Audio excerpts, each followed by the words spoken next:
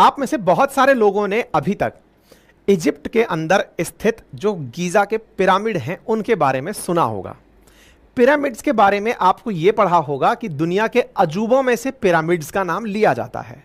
लेकिन क्या आपको पता है कि असल में उनके अंदर अजूबा है क्या?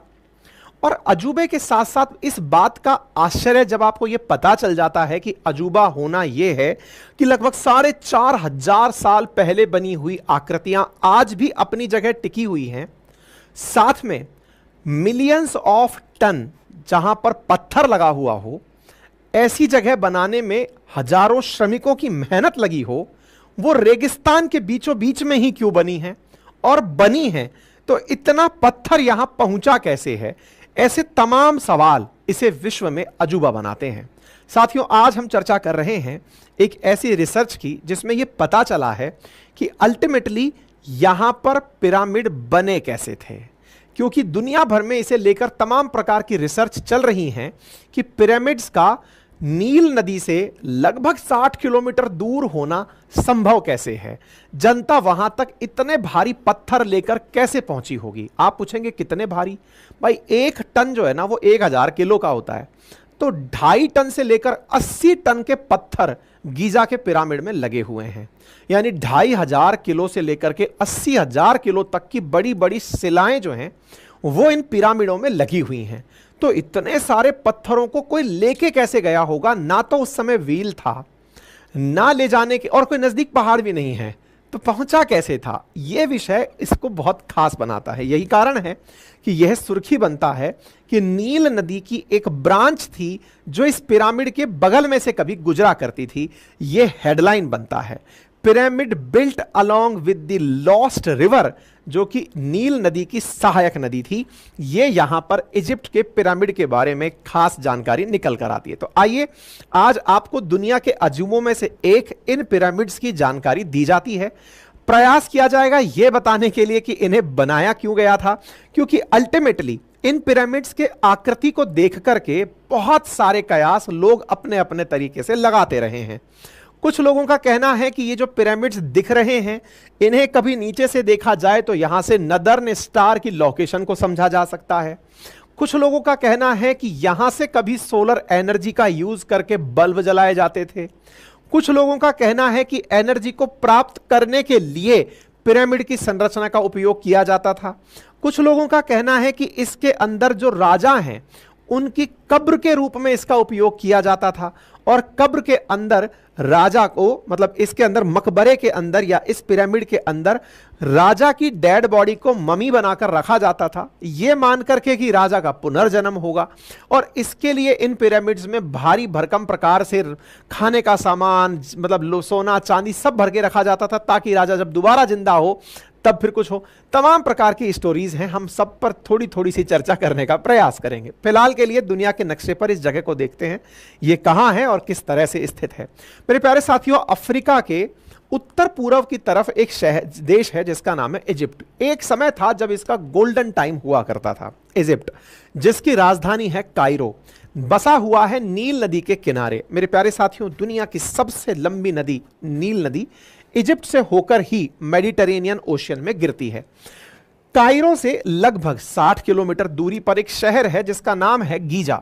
गीजा के अंदर बहुत सारे पिरामिड्स बने हुए हैं, लेकिन देखने वाली बात यह है, नक्शे पर अगर ध्यान से देखें तो इजिप्ट के बगल के जो और देश हैं जैसे कि सूडान, उन देशों में भी इस तरह के पिरामिड्स बने हुए हैं। मेरे प्यारे साथियों, हाँ भाई, बहुत सारे पैसे मुझे लगातार आ रहे हैं। मैं लास्ट में कमेंट्स के अंदर सुपर थैंक्स को पढ़ लूंगा, मेरा फ्लो टूट जाएगा।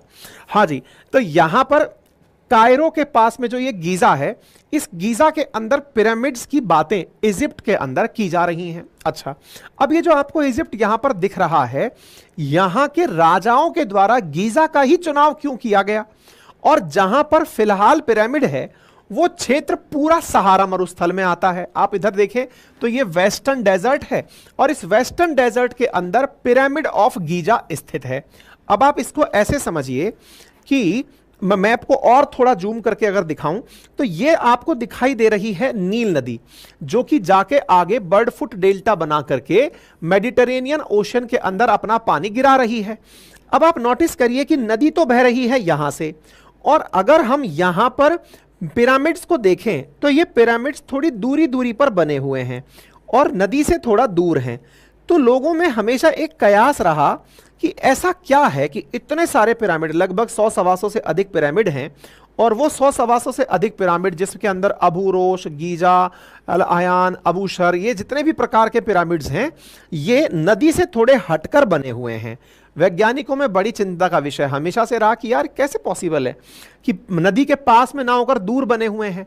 तो हाल ही में एक रिसर्च आई है जिसमें यह कहा गया है कि एक समय पर इस नदी की ही एक डिस्ट्रीब्यूटरी, यानी कि यहां से निकलकर दूसरी तरफ बहकर जाने वाली नदी यूं हुआ करती थी। जैसे आज ये नदी अपने डिस्ट्रीब्यूटरी बनाकर यूं चल रही है, कल को मान लो ये डिस्ट्रीब्यूटरी गायब हो जाए। डिस्ट्रीब्यूटरी का मतलब होता है नदी के पानी को वितरण करने वाली वितरिका। दो प्रकार की चीजें होती हैं, ज्योग्राफी में अपन पढ़ते हैं ना, एक होती है जो पानी लाकर देती है, उसे कहते हैं ट्रिब्यूटरी, सहायक नदी, और एक होती है जो कि नदी अगर पानी में गिर रही हो और पानी में गिरते समय वो पानी को और फैलाकर गिराए, उसे कहते हैं डिस्ट्रीब्यूटरी, वितरिका। तो यहां पर संभव है कि एक वितरिका यानी कि डिस्ट्रीब्यूटरी इस तरह से रही हो, ये एक रिसर्च के अंदर बात पता चली है। खैर कोई बात नहीं जी, रिसर्च ने तो अपनी बात बता दी, लेकिन हमें इस बहाने से गीजा के पिरामिड्स की चर्चा करने का मौका मिल गया। हम ये चर्चा करने निकल पड़े कि आफ्टर ऑल ये लोग यहां पर रहते कैसे थे, क्या प्लान करते थे, क्यों ये सब पिरामिड बनाते थे, सारी बातें अब आपके सामने किए जा रहे हैं। साथियों कहा जा रहा है, अच्छा ये जो पिरामिड्स बने हुए हैं ना, इतने सारे मैंने गिनती से दिखाए हैं, ऐसे ही सूडान में भी बने हुए हैं। ये जो पिरामिड्स बने हुए हैं इनके बारे में कहा जाता है कि इनमें से सबसे ज्यादा जो पॉपुलर या अभी तक भी इंटैक्ट जो पिरामिड है, जो 4,500 साल से चला आ रहा है, वो गीजा का पिरामिड है। और गीजा का पिरामिड लगभग 4500 साल पुराना पिरामिड बताया जाता है, और इसमें लगभग 2.5 million individual blocks of stone लगे हुए हैं, यानी पत्थर के लगभग 2.5 मिलियन, 2.3 मिलियन यानी कि 23 लाख पत्थर लगे हैं इसमें। आप सोचिए कि ये जो पत्थर से दिख रहे हैं, आपको लग रहा है कि ये ईंटें लगी हुई हैं, ईंटें नहीं हैं, ये फोटो दूर से लिया गया है, छोटा दिख रहा है। 480 मीटर हाइट का है। एक समय दुनिया की सबसे ऊंची इमारत ये हुआ करती थी। ये तो ब्रिटिशर्स को जब इनसे मतलब कंपटीशन हुआ कि यार तुम दुनिया की सबसे ऊंची इमारत क्यों रख सकते हो, तो इससे ऊंचा एक गिरजाघर बनाया गया ताकि लोग ये ना कहें कि सबसे ऊंची इमारत ये है, ठीक है। तो इसको बनाने में 2 मतलब आधा किलोमीटर लंबी है यार ये, है ना। तो इसको बनाने में लगभग 23 लाख पत्थर लगे हुए हैं, और इस 23 लाख पत्थरों का जो वजन है वो 2.3 मैट्रिक टन है। प्रति पत्थर की वैल्यू बताई गई है कि एक पत्थर लगभग 2.5 टन का पत्थर है। मतलब आप सोचिए 1 क्विंटल 100 किलो होता है, टन 1000 किलो होता है। तो वजन का अंदाजा लगा के देखिए, इतनी भारी सी ये जो बिल्डिंग बनी हुई है, तो ये पहले ही लोगों के दिमाग में प्रश्न खड़ा करती है। आप सोचिए ना, इंसान इसके सामने कैसा लग रहा है, जैसे कि कोई दाना लगा हुआ हो। इतनी बड़ी बिल्डिंग यहां पर है। अच्छा, आप यहां की टोपोग्राफी देख करके अचंभित हो जाएंगे कि यार ये जो जमीन दिख रही है, ये जमीन तो यहां पर एकदम डेजर्ट जैसी दिख रही है। अब इस डेजर्ट जैसी जगह पर ये अचानक कोई इसी इमारत दिख जाए तो सवाल तो खड़े होंगे ही कि यार किसी ने क्यों बनाई, और बनाई सो बनाई, इतने भारी पत्थर कैसे लेके आया। उस समय ना तो ट्रेन थी, ना यहां पे जहाज थे, था क्या, और पत्थर लाया कहां से, यहां तो पूरा डेजर्ट है। तो यही इसके ऊपर विचार करने का विषय बनाती है, और यही कारण है कि लोग इसे मतलब एक तरह से समझिए कि अजूबों के रूप में, दुनिया के जो 7 बड़े अजूबे हैं उनमें इसे कंसीडर किया जाता है, ठीक है। अब ये 3 क्यों बने हुए हैं, एक तो यहां रहा, एक यहां रहा, एक यहां रहा। तो कहा जाता है कि ये सबसे बड़े राजा का था, ये उसके बेटा का था, और ये उसके बेटा का था, ठीक है। इन तीनों के नाम हैं, एक का नाम तो शायद कूफू करके कुछ है, मैं अभी आपको चल के इसका नाम बता दूंगा कि ये कौन सी। अच्छा, तो इस प्रकार से ये 3 अलग अलग राजाओं का, हाँ खूफू था, तो ठीक है ना। तो सबसे बड़ा जो है ना वो खूफू है। खूफू का नंबर 1 पर आता है, उसके बाद में नंबर 2 पर जो चलकर आता है ना, ये 3 है यार, है ना। हाँ, एक का नाम है खूफू, एक का नाम है खाफरे, और एक का नाम है मैनकौरे। ये 3 पिरामिड यहां के सबसे बड़े पिरामिड कंसीडर किए जाते हैं, जो कि एकदम डेजर्ट के बीचों बीच हैं। अब एक इंटरेस्टिंग बात देखिए, अगर आप ये तस्वीरें देखेंगे तो आप देखकर अंदाजा लगाएंगे कि एक तरफ तो पूरा डेवलप्ड शहर दिखाई दे रहा है, और एक तरफ डेजर्ट ही डेजर्ट दिखाई दे रहा है। ये इसलिए ताकि आप इनका इंपॉर्टेंस समझ सकें। ऐसा नहीं है कि इजिप्ट में इतनी गरीबी हो कि वो इसके आसपास शहर ना बसा सके, नहीं। इसके बारे में आप जब जाएं और अचंभित इस बात को लेकर हो कि यार ये इतने बड़े डेजर्ट में क्यों बनाया गया था। जैसे कभी आप हमारे जैसलमेर आइए, राजस्थान के अंदर जैसलमेर आइए, वहां पर जाकर के आप जब जैसलमेर फोर्ट को देखेंगे ना, तो आपके दिमाग में एक प्रश्न अनायास ही उमड़ेगा कि इतने डेजर्ट के बीच में इतने सारे लोग एक मतलब फोर्ट बनाकर रहते कैसे थे। और इतना बड़ा फोर्ट कि उसके अंदर रेजिडेंशियल फोर्ट है कि लोग भी उस फोर्ट के भीतर रहते थे। यह बात आपके दिमाग में प्रश्न खड़े करने लगती है कि यार मतलब ऑब्वियस सी बात है ना कि जहां पर आपको पानी दिख रहा है, पहाड़ नदियां सब दिख रही हैं, वहां पर रहना, इंसान का अधिवास होना कॉमन सी बात है कि हो जाएगा, इंसान रह लेगा। लेकिन ना जाना पानी है, ना कोई सुविधा है, ना खेती बाड़ी है, वहां पर फोर्ट बना के रह रहे हैं। ऐसे ही ये कैसे बना दिए भाई, ये भी एक चर्चा का विषय। यही कारण है कि इसे दुनिया के अंदर अजूबे के रूप में पढ़ा जाना शुरू हुआ। खैर, लोगों ने इस पर अपनी अपनी राय देना शुरू किया। तो कहा गया कि जो कूफू करके राजा था ना, ये अपनी इसके अंदर कब्र बनवाया था। राजा रानी अपनी कब्र बनवाए थे। कब्र क्यों बनवाए थे? बोले भाई जब हम मर जाएंगे उसके बाद में ये लोग पुनर्जन्म में विश्वास रखते हैं और ये मानते हैं कि अगर किसी व्यक्ति को पिरामिड में रखा जाए तो उसे ऊर्जा उतनी मिलती रहती है कि उसका पुनर्जन्म होगा। देखिए, एक बहुत ही इंटरेस्टिंग फैक्ट है, इसको सोचने की आवश्यकता है, विचार करने की भी आवश्यकता है कि कोई भी व्यक्ति जो पूरे जीवन पर्यंत धन कमाता है, जीवन पर्यंत लालसा में लगा रहता है कि बस मैं किसी भी तरीके से जितना ज्यादा हो सके कमा लूं, उसे अगर यह पता रहे कि एक दिन उसे जाना है, पता रहता है, बस वो भूल के चलता है। उसे अगर यह पता रहे कि मैं इस दिन जाने वाला हूं, तो संभवतया वो अपने अंदर उस वस्तु के प्रति, उस कमाई के प्रति अनासक्ति ला सकता है कि नहीं यार छोड़ो ना, क्या मतलब है जब जाना ही है। लेकिन आपको यह विश्वास दिला दिया जाए, और इजिप्ट के अंदर यह मान्यताओं में था कि अगर इस तरह की ऊर्जा ममीज को मिलती रहे तो वो व्यक्ति पुनर्जीवित हो जाता है। तो आप सोचकर देखिए कि पुनर्जन्म की अवधारणा में अपने देश के अंदर तो यह है कि उस आत्मा का पुनर्जन्म होता है, यानी आत्मा अजर अमर है, वो दोबारा से प्रोड्यूस होती है। इनके यहां तो यह मान्यता थी इजिप्ट के अंदर कि वही शरीर दोबारा पैदा होता है। तो शरीर भी खराब ना हो इसलिए उस व्यक्ति को ममी बनाकर, यानी डेड बॉडी को बहुत सारे लेप से लेप करके और उसे एक बिल्कुल कफीन के अंदर बिठा करके, लिटा करके डाल दिया जाता था। और उसके साथ में बहुत सारा खाने का सामान, बहुत सारा सोना चांदी और उसकी आवश्यकता की चीजें रखी जाती थी। क्या पता ये मम्मी फिर से जिंदा हो जाए, और जब जिंदा हो तो इसे इतने सारे संसाधनों की, तो राजा जीते जी अपने लिए ये चीजें बना लेते थे कि भाई अपन एक बार अंडरग्राउंड होंगे और फिर जब वापस आएंगे तो यहां से बाहर निकलेंगे। तो राजाओं के द्वारा अपने लिए इजिप्ट में इस प्रकार से अपनी कमाई को बचा करके रखने का यह काम किया जाता था। और उस एरिया में ये काफी फेमस था। एक समय पर इजिप्ट काफी पावरफुल डायनेस्टी मानी जाती थी, इजिप्ट के जो राजा घराने हुआ करते थे वो सब। ठीक है साहब, तो इस प्रकार से इनको बनाया हुआ है। तो अब हाँ, तो ये तीन बता दिया, ये नाम याद कर लेना यार, कूफू, खाफरे और ये मैनकूरे, ये बाप बेटे टाइप से ही है सारे की सारे। ठीक है ना। इनमें जो सबसे ऊंचा वाला है उसके बारे में 480 मीटर कहीं लिखा होता है, कहीं कुछ लिखा होता है ना। तो ये इतना ऊंचा हाइट का, मैं माफी चाहूंगा, मीटर नहीं है भाई, सॉरी, फीट है, मैं मीटर बोल दिया था। It is 481.4 147 metre. मैंने इस नंबर को मीटर प्रोनाउंशिएट कर दिया था, मैं फिर से करेक्ट कर रहा हूं। इट इज 147, मैंने कहा था आधा किलोमीटर लंबा, नहीं, आधा किलोमीटर लंबा नहीं है, ये 147 मीटर लंबा है। ठीक है। तो लेकिन अभी फिलहाल के लिए इसका बहुत सारा हिस्सा अभी दब चुका है। ठीक है ना। तो मतलब ये अभी जो कुछ गहराई के अंदर दबा हुआ है, तो अब इसको इस तरीके से आप देख सकते हैं कि ओरिजिनल हाइट इसकी 470-480 फीट के आसपास थी, लेकिन अब मिट्टी के तट के चलते चलते ये 448 फीट रह गया है। इतने लंबे समय के बाद भी ये बचा हुआ है, इसीलिए लोग इसके बारे में जानने के बारे में जिज्ञासा रखते हैं। तो जिज्ञासाओं में सबसे बड़ी जिज्ञासा ये कि एक ही नहीं, न जाने कितने सारे पिरामिड्स वहां पर बने हुए हैं। इन पिरामिड्स का लॉजिक लॉजिक तो समझ में आ गया कि राजा अपना मकबरे के रूप में इसको बनवाता था कि जब मैं मर जाऊं तो मुझे यहां पर मम्मी बनाकर लिटा देना, फिर मैं वापस पैदा होऊंगा और फिर आजीवन राज करूंगा। ठीक है, इजिप्ट में ऐसे 12 बहुत बड़े बड़े पिरामिड्स हैं। इनमें गीजा का ये वाला जो कुफू वाला पिरामिड है, ये सबसे इंटैक्ट है 4,500 साल बाद भी, इसलिए दुनिया भर के जो लोग हैं वो गीजा की मीनार को देखने जाते हैं। लोगों का कहना है कि ये इस तरह से बनी हुई है कि यहां पर अगर नॉर्थ स्टार की लोकेशन की बात की जाए तो वो इसी के ही प्रमाइसेस में दिखाई पड़ता है, यानी कि उत्तर का जो तारा है उसको ध्यान में रखते हुए इसको बनाया गया है।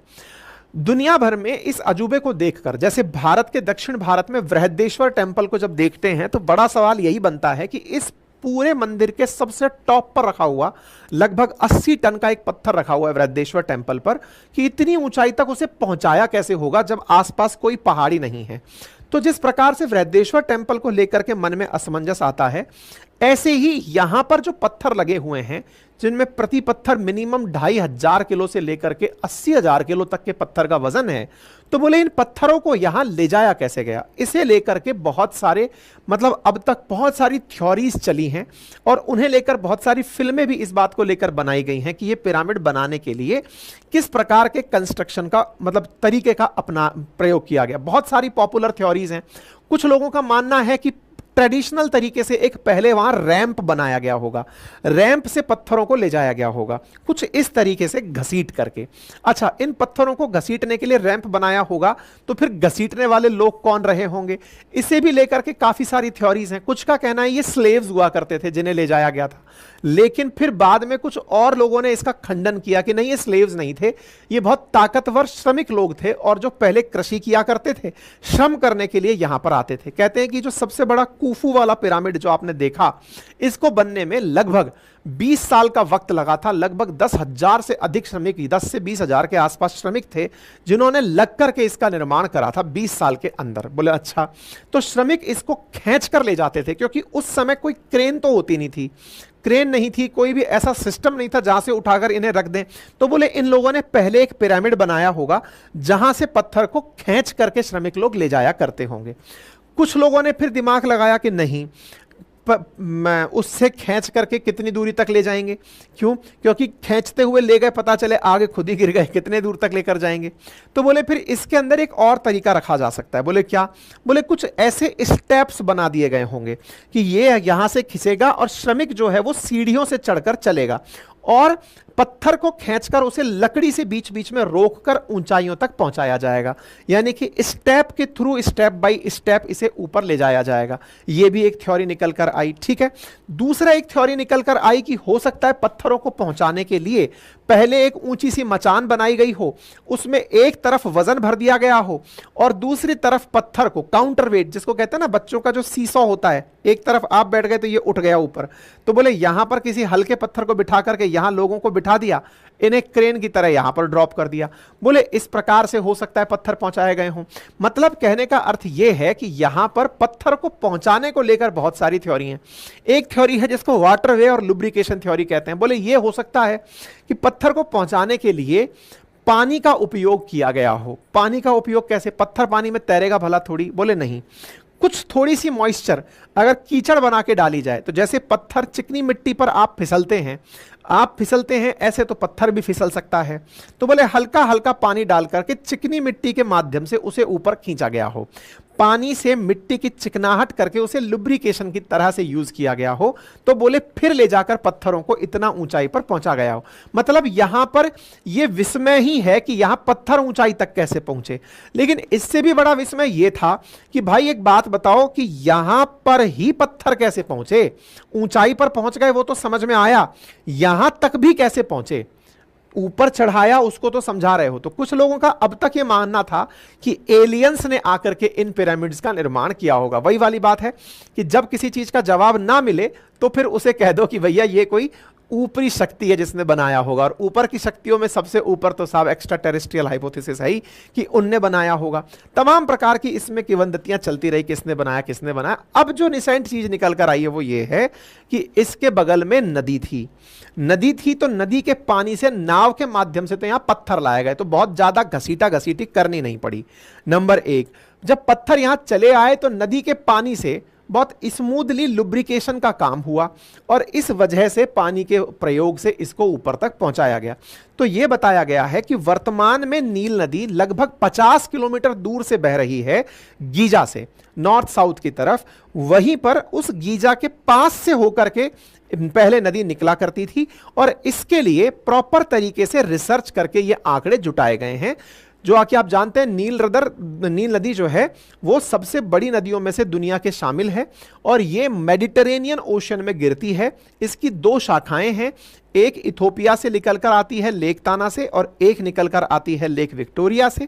दोनों से निकलकर जब नील नदी चलती है तब खार्तूम में जाकर सूडान के अंदर इसके ऊपर एक बैराज बनता है। ब्लू नाइल और व्हाइट नाइल निकलकर आती हैं, विक्टोरिया वाली व्हाइट नाइल है, इथोपिया वाली ब्लू नाइल है, दोनों मिलकर खार्तूम में मिलती हैं सूडान के अंदर। यहां पर एक बैराज बनता है और यहां से पास होते हुए ये फिर इजिप्ट में घुसती है और इजिप्ट में घुस करके इस पर इजिप्ट की राजधानी कायरो और इनका सबसे प्रसिद्ध शहर अलेक्जेंड्रिया स्थित है और इसी नदी से लगभग 50 किलोमीटर दूर गाजा के पास में ये पिरामिड्स बने हुए हैं। स्टडी से पता चला है कि यहां पर जिस प्रकार से नील नदी अभी दिखाई देती है, आधुनिक नील नदी, उसके एक सहायक अरामत पिरामिड, मतलब ये नदी थी, अहरामत ब्रांच थी इस नदी की, जो यहां से निकल करके पैरेलल टू पिरामिड्स होकर के यहां जाकर गिरती थी। तो बोले पहले जो आज नील नदी दिखती है इसके पैरेलल में ही इसकी एक डिस्ट्रीब्यूटरी बह करके निकलती थी और उसी की वजह से यहां पर इसके किनारे इतने सारे पिरामिड्स बने हुए हैं। यह रिसर्च हाल ही के अंदर प्रकाशित हुई है। चैनल पर नए हैं तो सब्सक्राइब कर लें, जाते जाते लाइक कर जाएं।